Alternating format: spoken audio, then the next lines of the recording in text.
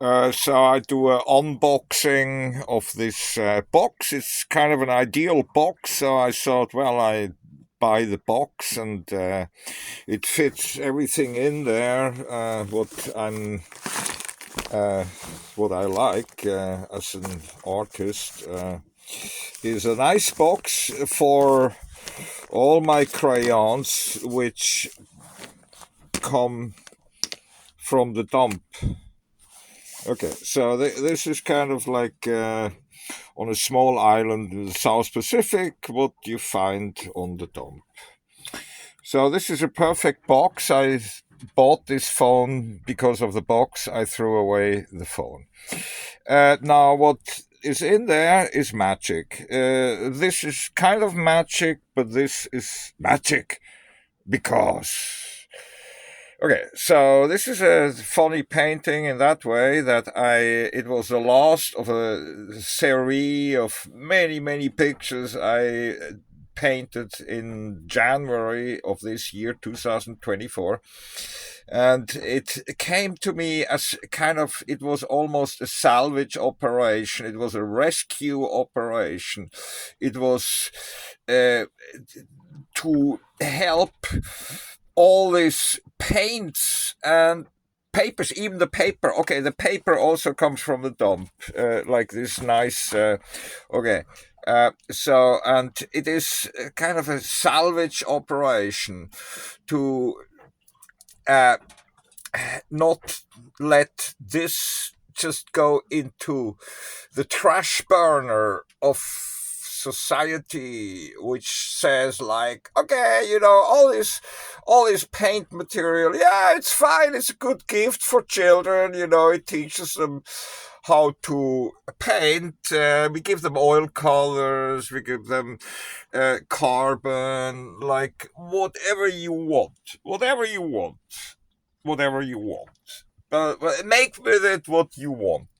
Uh, so okay, that's me. I'm kind of a critique, or analyzer or observer of the art scene in my own way, being an artist.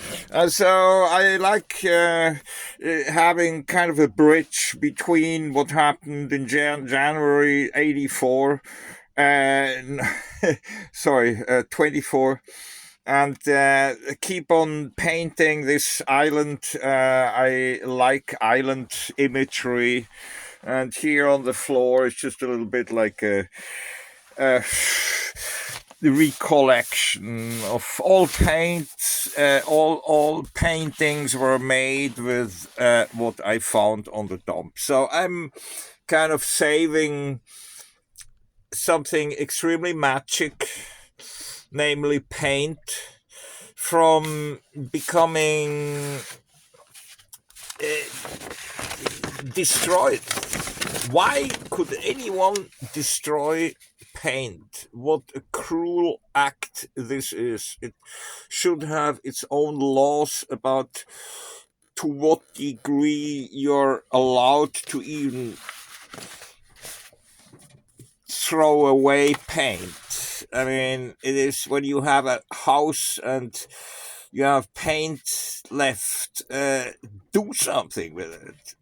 This is what I'm doing here, and play with this is a good example, with all kinds of materials. And this one here is varnished. I don't really know if I like the varnished part.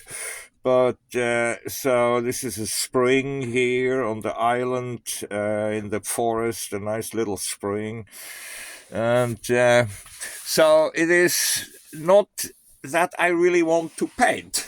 I have better stuff to do. I'm not making any money with my painting. I'm not a whatever painter with like professional background or whatever. What you see here is just the attempt to say, oh, you poor colors, you're on the way to the trash burner, you're gonna be like in whatever way. I better put you on that paper which is just in the next pile, which people throw away because kind of like drawing paper is a nice gift for children. May they come up with their own ideas, and don't tell them anything. Don't. It's just they are absolutely free. Don't tell them nothing. Not nothing. Just let them paint. That's Shark Island. That's where I am. Look up, and the land of the long white cloud, Aotearoa.